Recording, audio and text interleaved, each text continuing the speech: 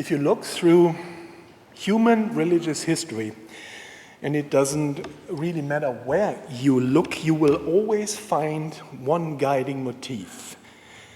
The divine connects with the human realm, and for a while that connection sustains righteousness and faith, and then slowly humans drift away and do their own thing, and the divine has to reach out again and reconnect humans to put them back on the path of righteousness. In the Old Testament, God enters into an everlasting covenant with the people of Israel. God will be their God, and the people will be God's people. But as soon as a relationship gets comfortable like an old shoe, or on the other side of the spectrum, might get too demanding and too inconvenient, the people drift away from God and start worshiping other gods. They don't forget God, but they think, what's wrong with worshiping a couple of pagan deities on the side? Idols are the product of culture and sentiment that tries to understand the realm of the divine on purely human terms. Idol worship equates human experience of being subjected to the powers of nature and might with divine purpose. Idols do what we would do if we were gods, and others would be at our mercy. Therefore, idols tend to be petty and cruel and amplify the dark side of the human character, because nearly unlimited power inevitably corrupts the character of the powerful if they don't have a loving, merciful, and generous God as an ethical and spiritual counterweight. That's God's warning to the Israelites when they want a king.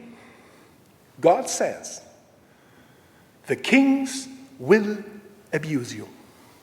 And they do.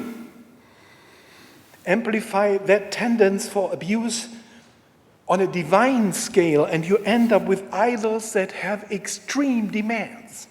For example, to burn your firstborn male children in a hollow cult statue to the glory of a pagan deity called Molech. The Bible uses the phrase path through fire to describe this human sacrifice. In 2 Kings 16:3, just to quote one verse, the scriptures report about King Ahaz, son of Jotham of Judah. He walked in the way of the kings of Israel. The kings of Israel are all bad. He even made his son pass through fire according to the abominable practices of the nations whom the Lord drove out before the people of Israel. This means this king burned his firstborn son alive as a human sacrifice. The image we associate with hell, the fiery furnace that burns sinners, comes from this practice of throwing children into a fire as sacrifices. These cult practices happened in the valley of Hinnom in Jerusalem, and that is just a very short walk from the temple. Even though it's just a few steps away from the presence of God at the Temple Mount, it is at the same time the greatest distance you can travel away from God. This place is in Hebrew called Gehinnom, and in the original Greek of the New Testament, it is transliterated as Gehenna. And in English, we translate that word with the word hell. Cultic actions and rituals are carriers of deep meaning, where the connection between humans and the divine is reenacted. And ritual serves as a means to relive the encounter with God as an immediate expression of the closeness between God and humans. But over time, the deep meaning can fade, and the intricacies of the ceremonial act take center stage. Rituals have a tendency to develop a life of their own. And sometimes the meaning of ceremonies is completely forgotten, and the only justification for doing those acts is the classic phrase, "We do it because we have always done it." I'm sure that nobody would object to public prayers that honestly testify to the struggle of humans to do what is right. But if they become hollow rituals that serve as vessels for worldview and culture, then those public prayers quickly become the bone of contention. Even non-religious people appreciate the struggle of the faithful when they wrestle with the big questions of life. It might not be how they struggle, but they too have to figure out what is right. And when we are open, we can perceive the multitude of ways the unchurched and the non-religious try to solve the big questions of our time. But if religious ritual or secular ways of doing things become a means to force a certain worldview on other people, conflict is all but inevitable. Idolatry, the worship of idols, creeps in everywhere, not only in ancient Israel, but also in our times.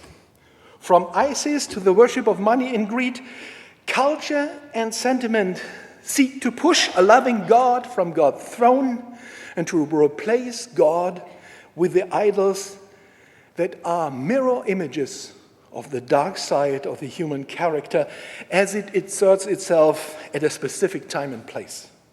Jihadists and prosperity gospel preachers have different messages, but both glorify their narrow, self-serving worldview, and they do not glorify God. Our gospel story, which opens the season of Lent, is a call to examine ourselves and re-evaluate what we are doing. Which of our ways are still valid, healthy, and serve to receive God's grace and then pour it out into the world again? And where have we drifted away from God? Have our prayers become showpieces intended to elevate us in the sight of others? Do we carry the cross of Christ as a prop or as a status symbol? Or do we follow the man of Galilee into the realm where it hurts? Do we love God with all our heart, with all our mind and all our might? Or do we go through the motions because that's what we have always done?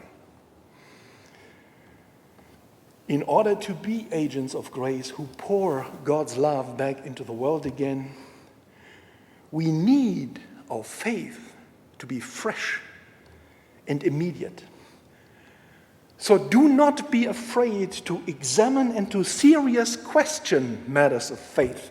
This practice does not cheapen faith, but it helps us dig deeper into its meaning and to keep it fresh and sharp and reliable when faith counts. Jesus is not a destination. Jesus is a way. Following Jesus, we reach our ultimate destination when our time on this earth ends and we arrive in the loving arms of God.